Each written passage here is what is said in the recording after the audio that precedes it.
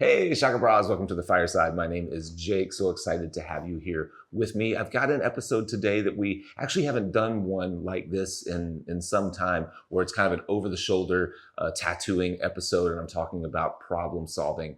And this one in particular I thought was worth sharing with you guys because so often whenever we're reworking old tattoos or tattoos that were not done well, we think about the technical ability of the previous artist. If we're trying to cover something up or we're trying to finish a bad tattoo, we think about the scarring of the skin or sketchy lines or spotty color, things like that. And in my experience, that's usually not the main issue with poorly done tattoos. Usually I can handle whatever kind of skin trauma that the previous artist left behind. But I will, in this episode, get into what the major issue for me typically is. So without wasting any more time, let's jump into the episode.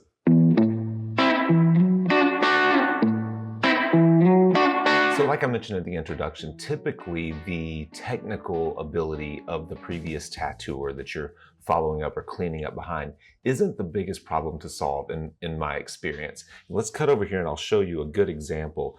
I had a client, just for a little backstory, I had a client who went to get a tattoo at another local shop and realized pretty quickly that the tattoo was not going as she had hoped. And so wisely, she got out of there before the situation got any worse. But she did leave there with the line work. And this is how the tattoo first came to me. So I'm going to zoom in here to show you that technically the tattoo is pretty terrible. The lines are very sketchy. They were in there. They were not only sketchy, but they were heavy and solid and raised and all of the things that you might expect from a tattooer who's just learning what they're doing and is not very competent or not very good with the tools. But the bigger problem to me is not the line work itself. It's not the scarring. It's not the heavy blown out stuff. What this tattooer failed to recognize is how important the shape of the body is. That's the one thing that we don't have any control over. So shapes are the biggest issue that I run into whenever I'm dealing with existing tattoos that I'm trying to either finish or cover or rework. And so when you have a hip, something like this, you tend to want to make big sweeping kind of S curves or large C's, or do something that kind of mimics the shape of the body, that complements the shape of the body. And you'll notice here, what this tattooer did is they broke the shape of the body repeatedly. So you've got this line of the snake, that the body and the head of the snake that draw a hard horizontal. And if you take these two roses that are here and here, they're nearly at a hard horizontal.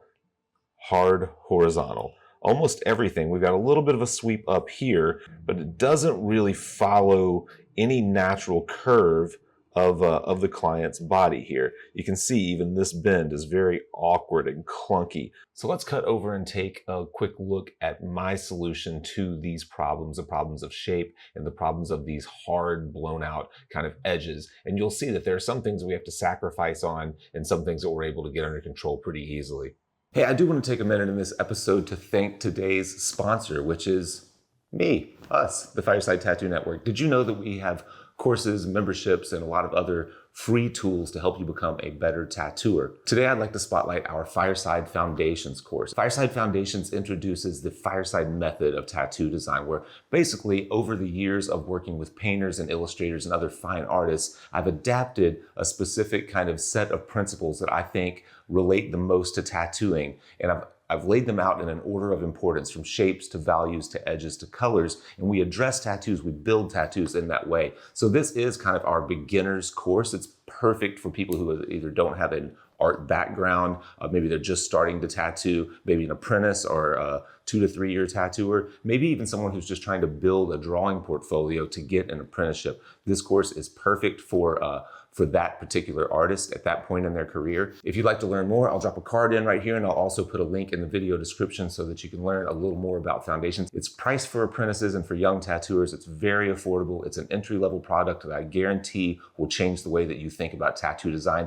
It'll help you to develop your own kind of unique mark making, which we talk about so much on this channel. So click one of the links, either the card or the link in the description below, to learn more about Fireside Foundations. So the first thing that I did here is I quickly, crudely kind of drew in these big sweeping leaf shapes that lift the viewer's eye up so that we're starting to use the shape of her body rather than constantly breaking that shape with these hard horizontals. And once I kind of laid out about where I thought these leaves might sweep up and through from behind the snake to in front of the snake, I started to go to work on the hard blown out outlines. What I did is I just came in with some kind of straight blacks and I started to shade right off of the outlines in an effort to turn the lines into just edges. So I don't want them to read as lines at all. I want them to read as a transition between shapes. And for the most part, I want them to read as soft a transition as possible.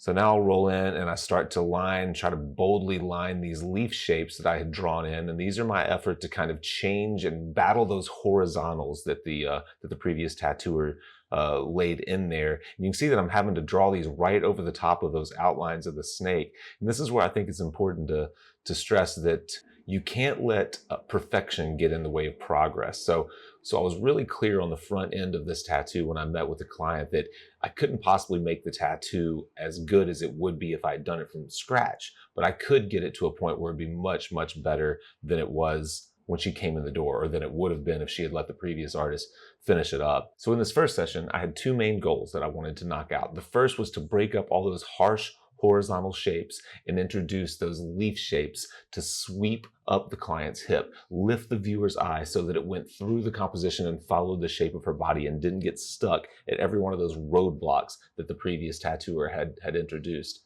And the second was just to introduce a light source and break up the light and shadow shapes. And by doing that, I was able to turn those hard, bold, blown out outlines into softer edges, transitions. I did that by shading, really separating my light and shadow shapes so that my shadows could be pretty dark and my lights could be just skin tone at this point. And then in the second sitting, we'll deal with color and see if we can continue to push that back a little bit. So what you're seeing here is a video of the healed first session when we're starting the second session. You can see here that the existing lines of the snake break right through those leaf shapes in mine, even though I went through and I packed a little white on top of them just to knock them back a little bit, which that is fairly effective.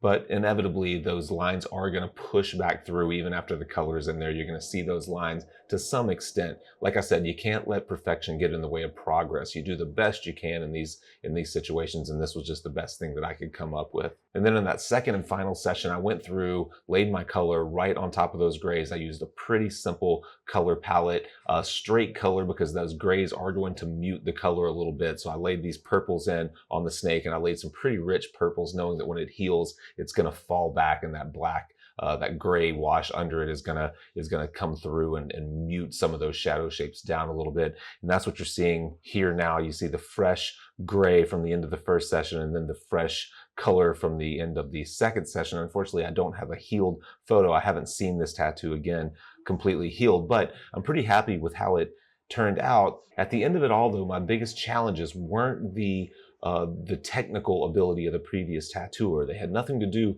with those lines. They had a lot more to do with the lack of relationships between the shape of the client's body and the shapes of the snake, of the design itself, and how they just didn't work together at all. And if you pause this and you zoom in and look at those roses, you'll see that I never solved that problem. Those shapes were so harsh, so wonky and just off that I just had to do the best to distract from them by using really strong contrast and creating a strong light source on the body of the snake. So you'll notice that the body of the snake has my darkest darks and my lightest lights. So my strongest value contrast right there, which just by its very nature will draw the viewer's eyes there. So my job in this case was, since I couldn't really solve the problem of the roses and the leaves that I drew in are going to have some hint of the old lines kind of cutting through them, what I did basically was I said, hey, viewer, don't look at these, look over here. So I'm distracting more than I'm actually covering up by using really strong contrast in the body of the snake and a strong light source,